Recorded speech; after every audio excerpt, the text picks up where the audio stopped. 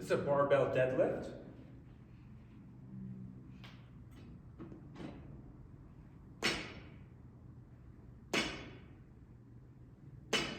All right, gonna break down a couple cues. Not gonna go over everything because we could go hours and hours just on the deadlift, but a couple big things that I look for.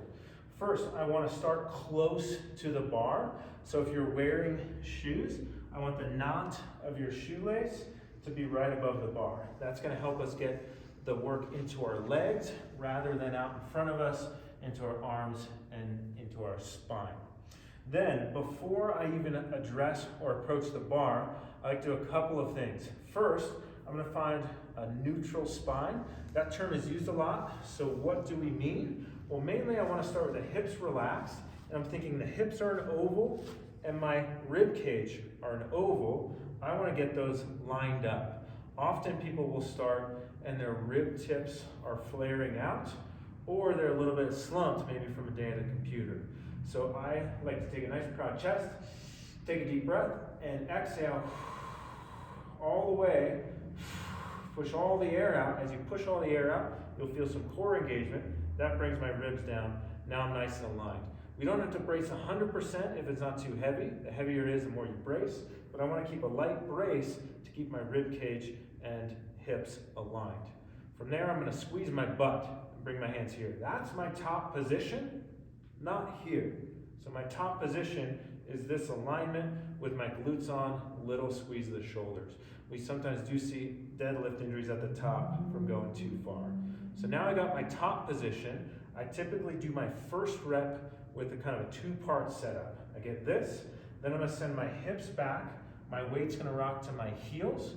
I'm tilted, but now I still have this hip to rib cage alignment. So you're gonna send your hips back till you feel a light hamstring stretch. I feel it right there on both sides. That tells me my hips can't go any further, but I'm not at the bar. So I have two choices. I need to bend with my back, not what we wanna do, or reach with my knees. So that's where I bend my knees. But you'll notice there's a slight outward bend of the knees while I'm still trying to keep the ball of the foot and the big toe on the ground. I need to bend the knees slightly out, because if I do that, the bar is gonna roll away from me because it's kind of on wheels. So get this set, hips, knees. Now I'm at the bar. Last check before I lift, I want strong shoulder position. There's a little wiggle in the bar. You can hear that? So I'm gonna squeeze my shoulder blades towards the ceiling to get that wiggle out of the bar. Now I feel tense and loaded, ready to go. I think about pushing into my heels, pushing the floor away, and coming up. Hitting my top position, not going too far.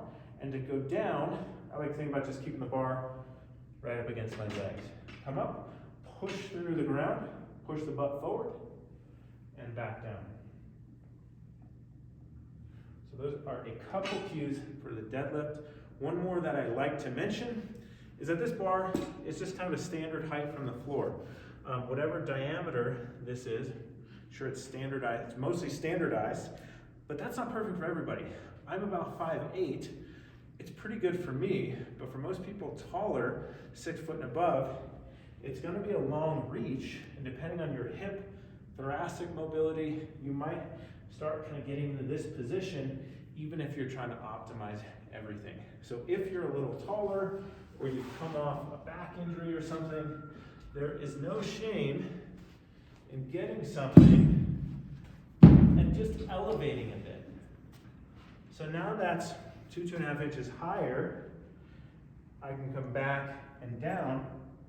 So that range of motion, I'm not quite at end range of my hips and back, and so sometimes we can see, even though it's a shorter movement, I can actually get more muscle activation.